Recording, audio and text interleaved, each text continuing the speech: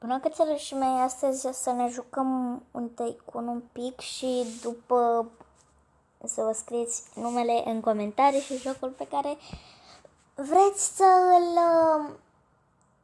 îl joc în episodul celălalt.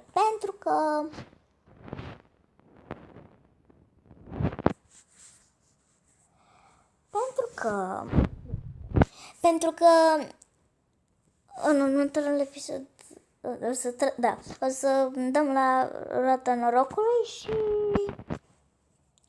o să vedem cine pică și vedem jocul lui. Așa, știu cum.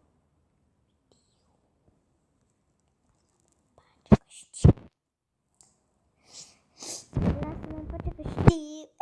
Lasă-mă în pace că știu.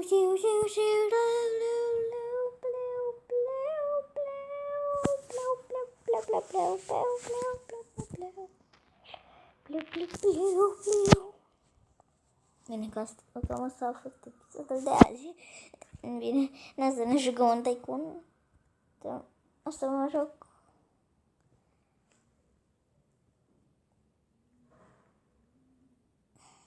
O să ne jucăm și un Tycoon. Acum o să postez joculețul acesta, adică filmulețul, și vă aștept să vă numele în comentarii.